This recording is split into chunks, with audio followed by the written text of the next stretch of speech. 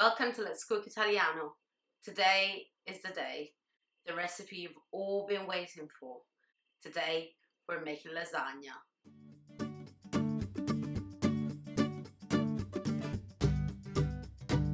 Hello everyone, it's nice to be here again. I know this has been a long time coming. It's been about a month since the BuzzFeed video Italian Mums Trying Other Mums Lasagna came out, and dozens, if not hundreds of you asked for this recipe. Today's video is very kindly sponsored by Coombe Farm Organic, and I'll be talking about them later on in the video. Let's talk about this lasagna first. This is a traditional Neapolitan lasagna, also called Lasagna di Carnevale or Carnival lasagna. It's usually made for Mardi Gras around February time, and it's a great dish to share with your family or with friends. It's rich and very filling, and it uses two different kinds of meat. One is pork meat, which is used to make the Ragù sauce, and the second type of meat is beef mince, which is used to make the meatballs. It also uses different kinds of cheeses. It uses mozzarella, smoked mozzarella or provola, ricotta cheese and parmigiano. Now, because fresh provola is really hard to come by in the UK and is actually quite hard to come by in other parts of Italy, I used scamorza affumicata, which is a very close relative. And to provide the same amount of moisture that fresh provola would give, I added not just scamorza but also some mozzarella as well. This lasagna is quite different from the lasagna you may be used to, which is the Bolognese lasagna, which is made with a beef ragu and bechamel sauce. The origins of lasagna, like for many other Italian dishes, are a bit unclear. Some say that lasagna originated in Bologna as it was first mentioned in a local document in 1281. However, the first written recipe can be found in a book that was published in Naples at the end of the 13th century. Then in 1881 we find the first lasagna recipe where tomato sauce is used, and this again was written in Naples. And it was only in 1935 that the Bolognese version of lasagna was first published in a book. The Neapolitan lasagna is the most widespread in the south of Italy, whilst the Bolognese lasagna is mainly prepared in the north of Italy. Both lasagnas are delicious and they're equally traditional. I chose to make Neapolitan lasagna because it's the lasagna I grew up with. I remember my grandma making it for Mardi Gras and then my mum making it when we moved to Pisa, and so it brings back a lot of happy memories. The preparation itself takes quite a bit of time, mainly because the ragu sauce needs to cook for a long time in order for the tomato sauce to be infused with all the juices from the meat and get all that nice round flavor. The meatballs used in this lasagna are traditional Neapolitan meatballs, and they're actually great on their own as well. For the bread, I used some of my sourdough bread. I posted the recipe a few days ago, and you can find it up here. I would recommend having at least 3 layers. I made mine with 4 layers of pasta, but 3 is definitely good as well. I would also recommend to use quite a deep dish for this because the meatballs do take up a lot of space, so you need a big enough dish to layer the lasagna properly. I really hope you enjoyed this recipe. If you do try and make it, I would love to see it, so please share it in an Instagram story and tag me. My Instagram handle is down here. Okay, let's get cooking now.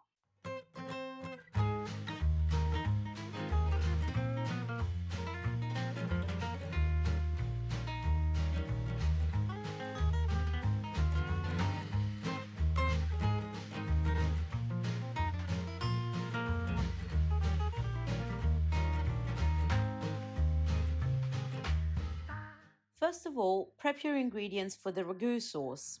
Cube the onion and cut the pork ribs, pork belly slices and pork shoulder meat into 2-inch pieces.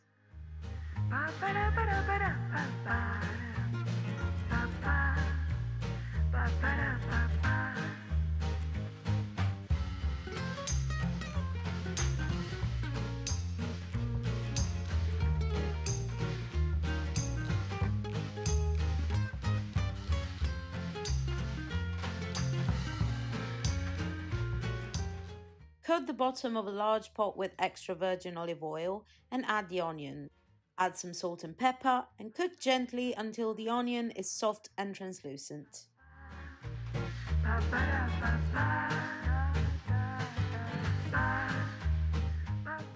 Add a clove of garlic and let it cook for a minute or two on low heat. Turn up the heat to medium and add the bacon lardons and cook for another 2 to 3 minutes.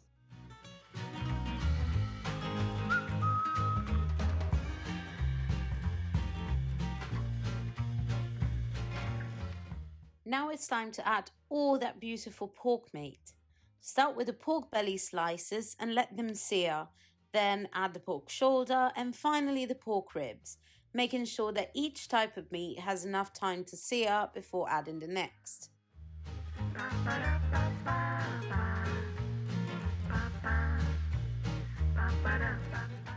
Once all the meat is seared, add a glass of wine and a pinch of salt and let it bubble away for a few minutes to let the alcohol evaporate.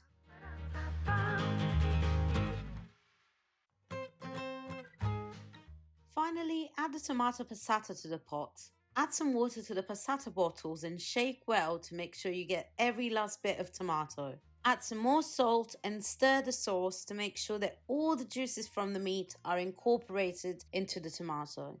Then leave it to simmer on a low heat for at least 4 hours. Mine cooked for about 6. The sauce is ready when it has thickened up nicely. It should lose about 1/3 of its original volume.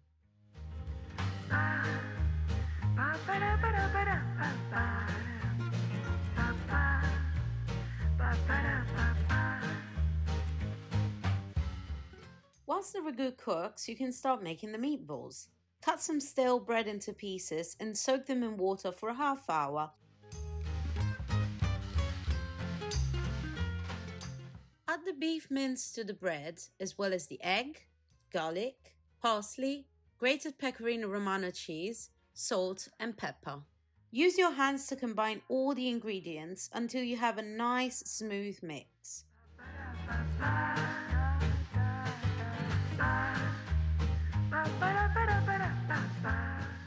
Roll the mix into small meatballs about the size of a walnut, and when they're ready, let them rest in the fridge for a half hour.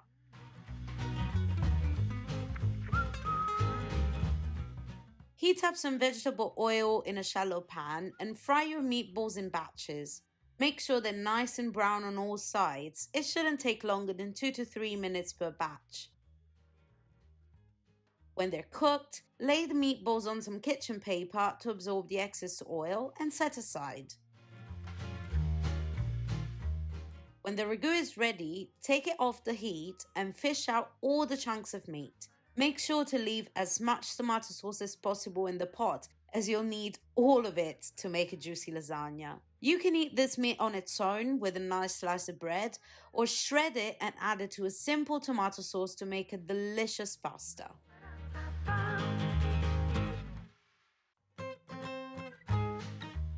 Now prep your cheeses.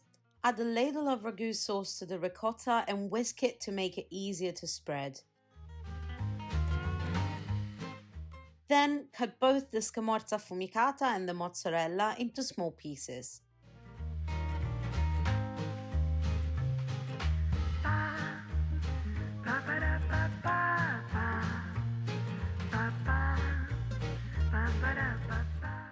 It's finally time to assemble our lasagna. Start by spreading some tomato sauce at the bottom of your dish and then add a layer of lasagna sheets. Mine didn't need cooking, but check the instruction on your packet in case yours needs to be boiled first. Spread some ricotta on the pasta sheets and then add the meatballs, the scamorza and the mozzarella.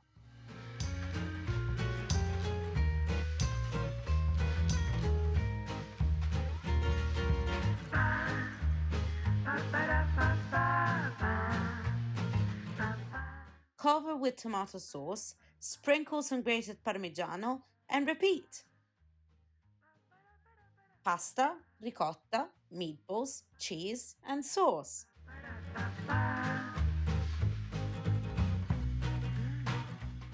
For your final layer, mix whatever is left of the ricotta and sauce and cover the top. Preheat the oven to 200 degrees Celsius and place the lasagna on the middle shelf. After about 20 minutes, cover the lasagna loosely with tin foil and return to the oven for another 20 to 30 minutes at 180 degrees. You can see if the pasta is cooked by poking the lasagna with a knife. If there is no resistance, it means you're good to go. Add the remaining Parmigiano and Scamorza and broil for another 5 to 10 minutes if you like a crunchy top. Otherwise, you're done.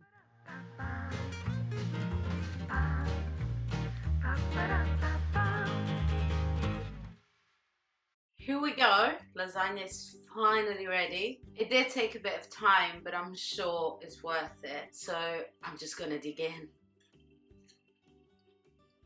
Oh my God.